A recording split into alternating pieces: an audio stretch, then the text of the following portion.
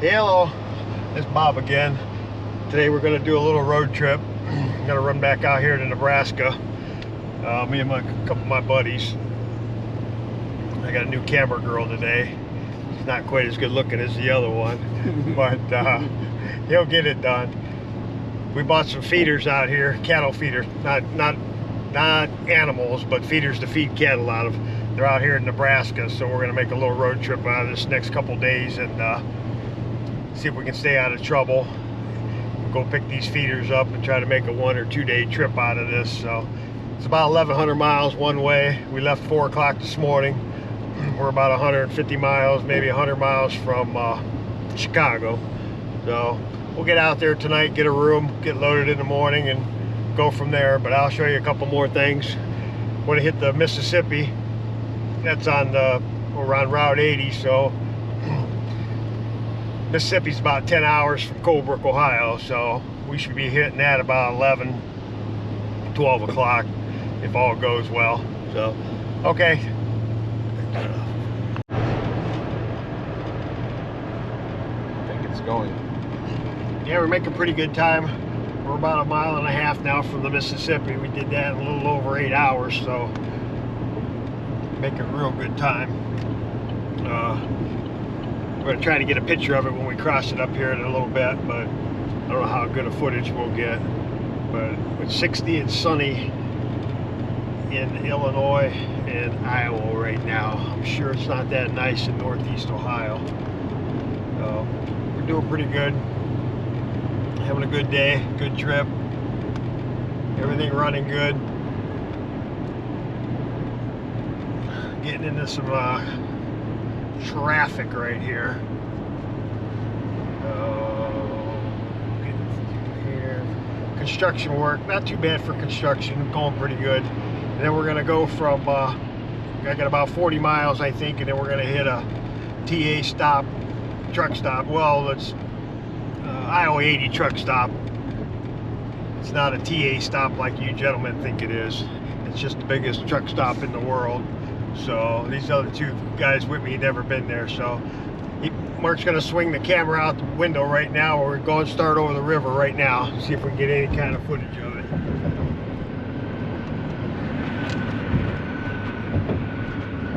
Big river. The water don't move very fast, but I imagine a lot of water is going through it. It's pretty cool. Imagine some big old catfish hanging out in there.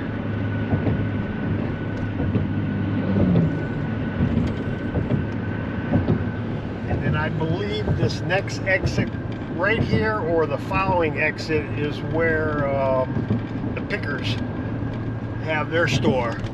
I believe it's the next exit coming up.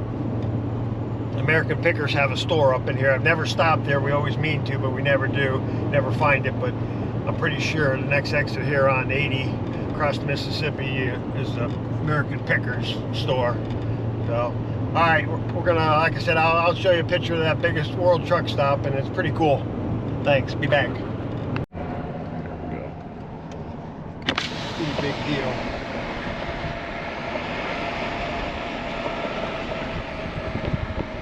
Check it out.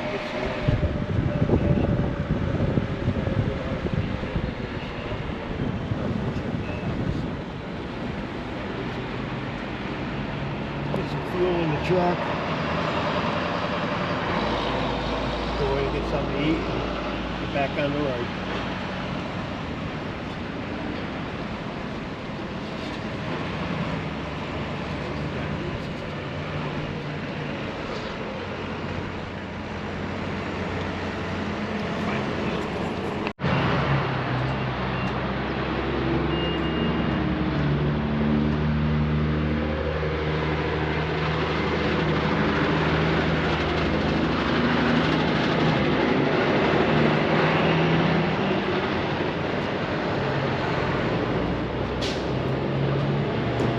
This guy got saddled with all the tires.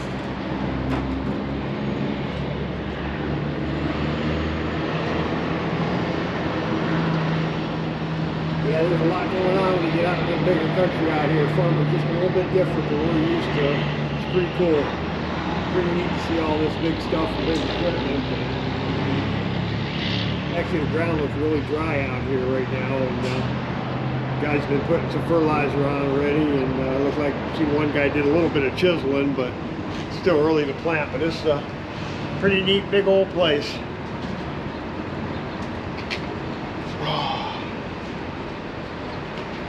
Get some fuel on this thing and we'll be good to go. Get my belly fueled up. Yeah. Okay, Bob's back. We finally made our final destination here to pick up these feeders and stuff. Pretty cool out here. It's sunny and I don't know, 35, 40 degrees. This is a pretty big place now. There's a guy coming, he's just gonna get us loaded, but boy, they make all kinds of stuff. Feeders, gates. We're in Florence, Nebraska, not too far from South Dakota, about halfway, almost halfway through the center state. But these are these feeders we came to pick up. I think we're getting 8 or 9 total today, but they make some really quality equipment here. They're forever feeders. Like this 20-foot inline feeder here weighs 1,100 pounds, but they got quite the operation here. Pretty cool. I'm going to show you a couple more stacks of some feeders and all kinds of different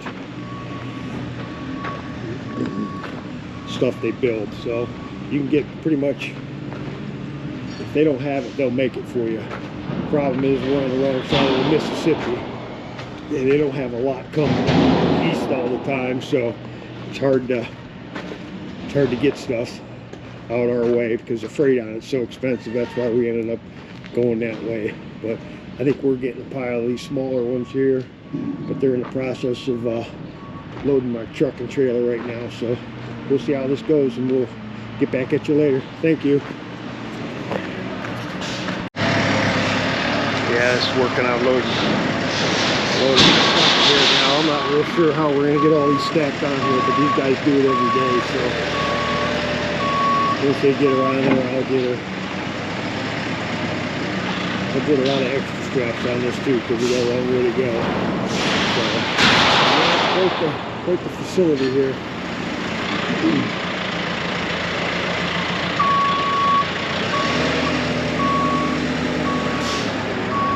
Pretty cool. Different world out here. Okay, I'm gonna get to it and get the straps on this, and we'll show you the final load when we get done.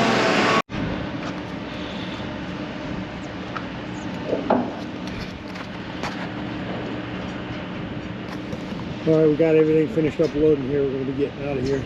We got a lot of straps on here. Bobby and Mark are finishing up. I think we got more straps than we need, but that's no such thing when we got 1,100 miles to run ahead of us. You need this racket? So we'll get to the end of this dirt road, and then we'll go ahead and stop and check straps again. We're going to start venturing for home, but I think we're going to make another stop, maybe or two. Check out some equipment dealers and whatnot on the way home, and maybe might stop at Poss Angus if I can catch Danny, see if he's home. We missed the sale this year, but yeah, we're gonna get moving and get on the road. We thank you.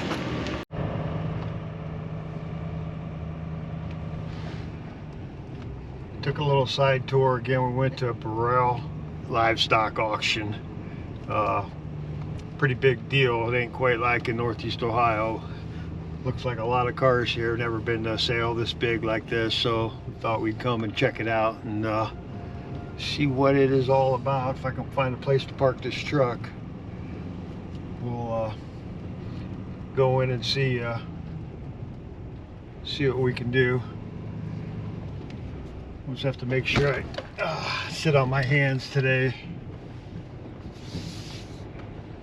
Park right there, you think?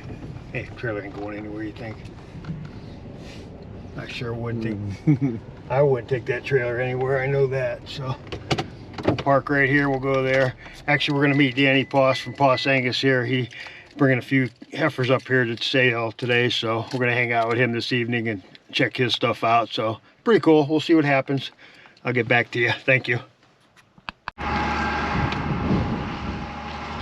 Yeah, I met my friend Danny Poss at that kennel auction we were just at, and we just came back to his place. Now he's going to take us and show us the ranch a little bit. I've been here a few times, but my friend Mark and Bobby's never been here before, so we just got back and we're gonna go look around. He's going to show us around a little bit. I think we're going to go to a little fish fry with him tonight, and pretty cool here.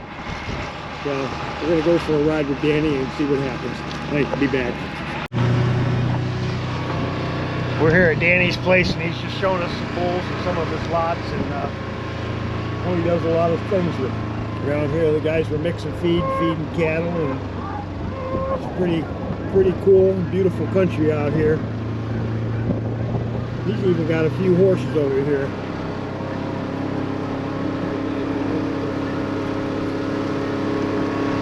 I think they use their horses out here. I don't think these are well, hay burners or pets. I think they get used. There's right here.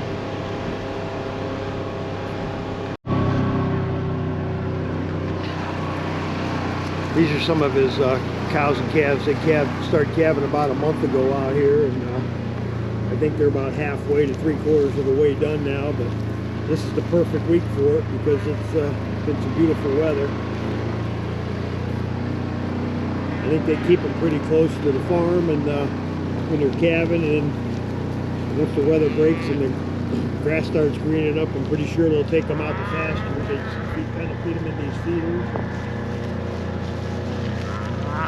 Pretty slick. This guy's got some incredible seed stock, and look him up if you're ever interested in a bull. Poss Angus. He's out in Scotia, Nebraska.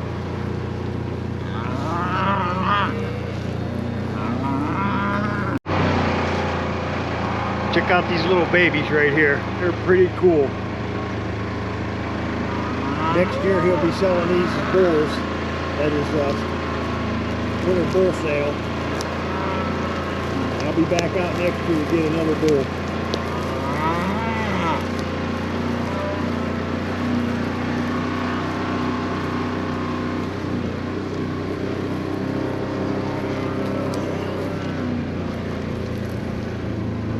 It's amazing how dry it is out here. This is all sand.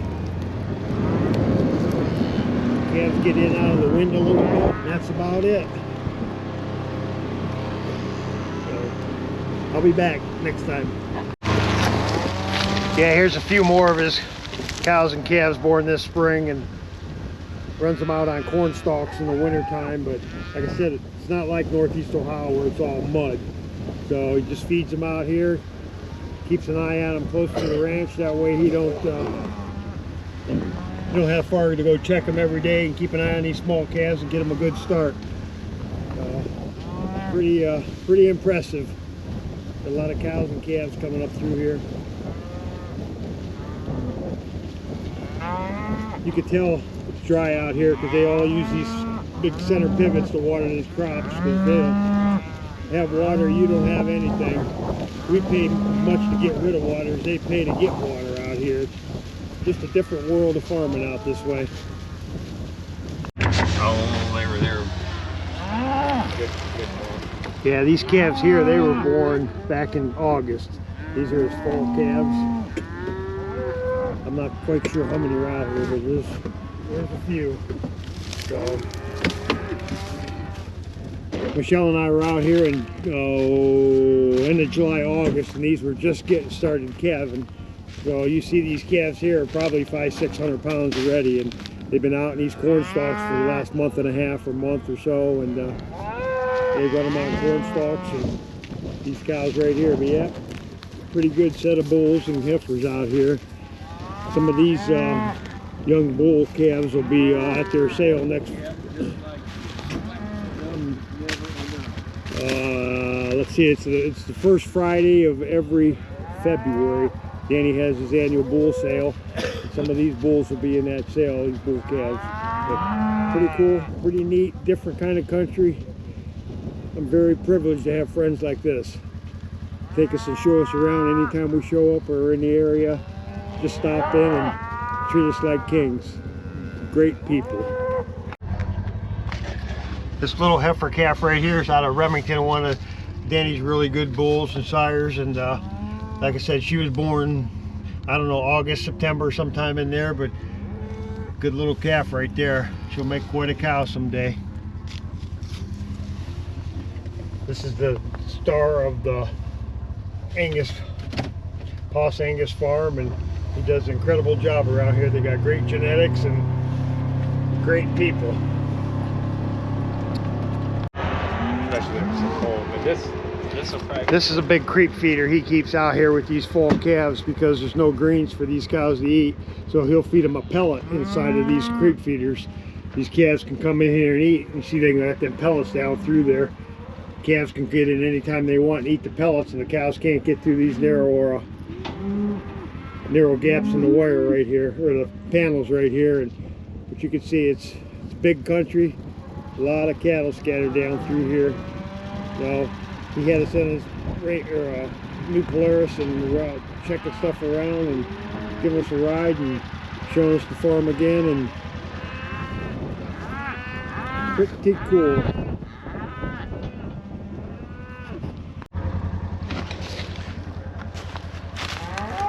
Like this cow and calf right here. This cow had this calf, but that's not her gene. This cow, they put a fertilized embryo into this cow out of a really good bull